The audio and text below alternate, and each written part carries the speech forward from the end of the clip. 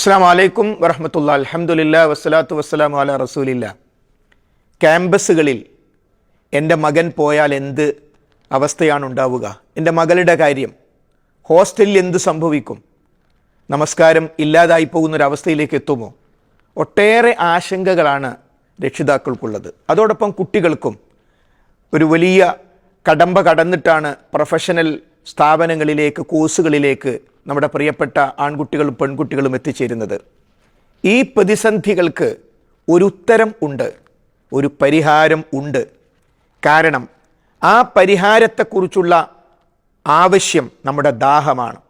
അതുകൊണ്ട് തന്നെ കേരളത്തിലും പുറത്തും ഇതിനകം ഏവരും ശ്രദ്ധിച്ചിട്ടുള്ള പരിഹാരമാർഗമായ പ്രോഫ്കോൺ ഇതാദ്യമായി കേരളത്തിന് പുറത്ത് ക്യാമ്പസുകളുടെ ലോകമായ മാംഗ്ലൂരിൽ, മംഗലാപുരത്ത് ഇൻഷാ അല്ലാഹ് വരാൻ പോകുന്ന ഒക്ടോബർ 10, 11, 12 തീയതികളിൽ നടക്കുകയാണ്.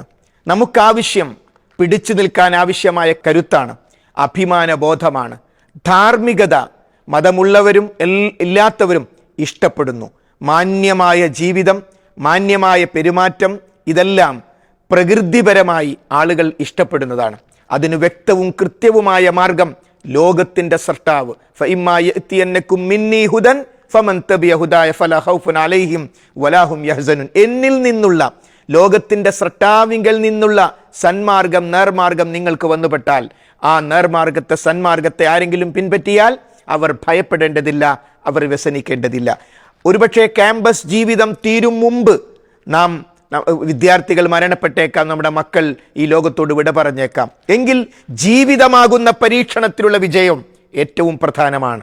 അപ്പോൾ ജീവിതമാകുന്ന പരീക്ഷണത്തിലെ വിജയം, നമ്മളെ ക്യാമ്പസിൽ നാം പഠിച്ചുകൊണ്ടിരിക്കുന്ന കോഴ്സിൻ്റെ വിജയം, രണ്ടും സാധ്യമാക്കാൻ എല്ലാ വിഭാഗം വിദ്യാർത്ഥികൾക്കും മതജാതി ഭേദമന്യേ തുറന്ന പുസ്തകമായി 29ാമത് പ്രോഫ്കോൺ മംഗലാപുരത്ത് ഒക്ടോബർ 10, 11, 12 തീയതികളിൽ ആ ദിവസം നാം കുറിച്ചിടണം. നാമും നമ്മുടെ കൂട്ടുകാരും അവിടെ എത്തിച്ചേരണം. ഹൃദയപൂർവ്വം എല്ലാവരെയും ക്ഷണിക്കുന്നു. വആഖിറു ദഅ്വാനാ അനിൽ ഹംദുലില്ലാഹി റബ്ബിൽ ആലമീൻ. അസ്സലാമു അലൈക്കും വറഹ്മത്തുള്ളാഹി. നന്മയുടെ പാതയിൽ ഒന്നായി നാം വിദ്യയുടെ വീതിയിൽ മുന്നേറാം.